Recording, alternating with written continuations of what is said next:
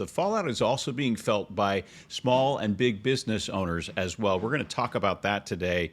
For instance, so called gateway cities on the outskirts of our national parks, they are suffering this morning. Places like West Yellowstone, Montana, Jackson Hole, Wyoming, Bar Harbor, Maine, Walls, South Dakota, Williams, Arizona, the list goes on.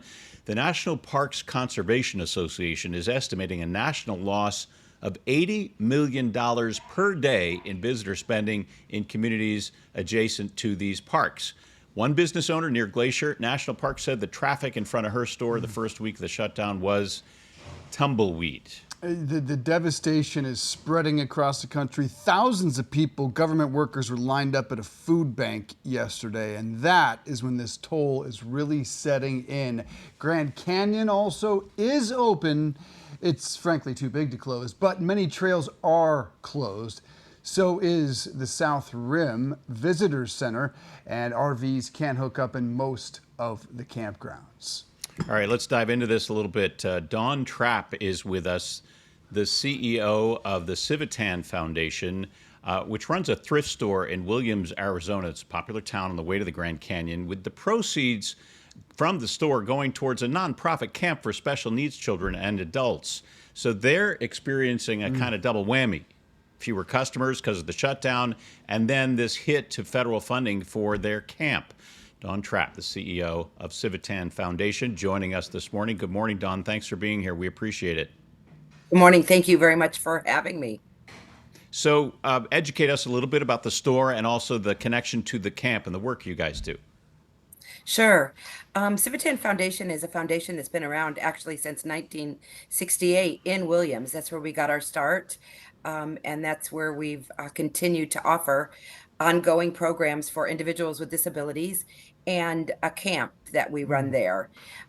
We also opened a thrift store about 12 years ago to help us with um, sharing our mission, and also a place where we could collect revenues and help support the camp. So we've had the store there for about 10 years, right on Route 66. And how's the shutdown impacting funding at the camp and therefore those with disabilities? But we still hold our breath. The governor is not taking away our funding as of yet, really working hard to keep that funding going.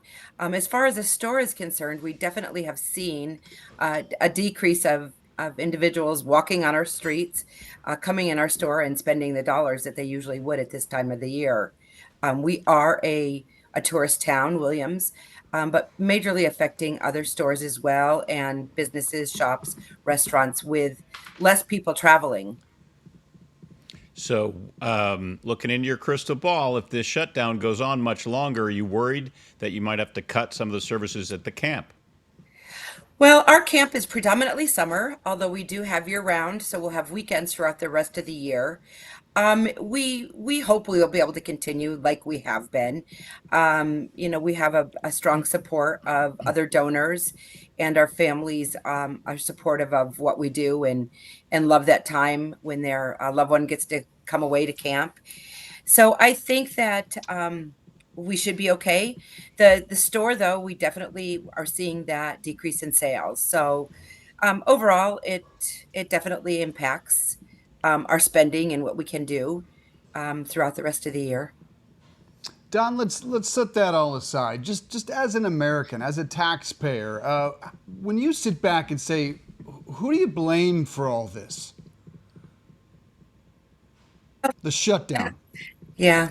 It's just things not getting done. It just feels like that ball keeps rolling and picking up things and getting in the way of things, everywhere.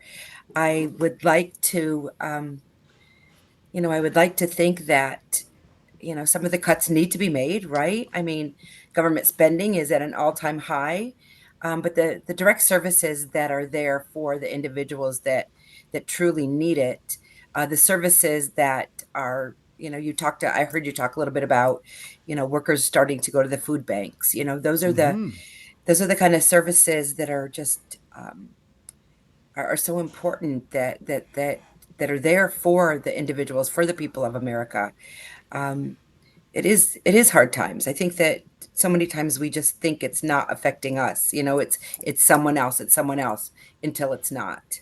Yeah, and so much of the story recently has been about, tech CEOs and AI executives making billions upon billions of dollars. We always love to have conversations with people like yourself. Sit back and just say to me, do you feel like government, and this isn't about Republicans or Democrats, do you feel like government is working for people like yourself right now? I think it's a very fine line. I think they want to. I think that they try to. I just, we hate being in those situations where, it's all over the news that they're going to cut the services for individuals with disabilities. It's scary. Our phones ring, our families are concerned, that some of the services are going to be cut, and they really wonder how they're going to make ends meet and who's going to help, care for their loved ones. So, um, yeah, I'm that's wondering, Don, what would you say this morning to our leadership in Washington, President Trump, or the leaders in the House and the Senate? What would you want them to hear from you? I think that vulnerable adults and children are in a place where they don't have a lot of options or choices. They have what they have, and the supports are very much needed. Families struggle. Having an individual with a disability is a very hard life. There's so many beautiful silver linings, but it truly is hard for the whole family. So without some of the supports that we're able to offer for the families, there's major breakdowns, a lot of high divorce rates, siblings having to step up and do things. So without these supports, it's not just for the person with a disability, it's for their whole community, it's for their whole family, and it affects everyone. That's real life. Yeah.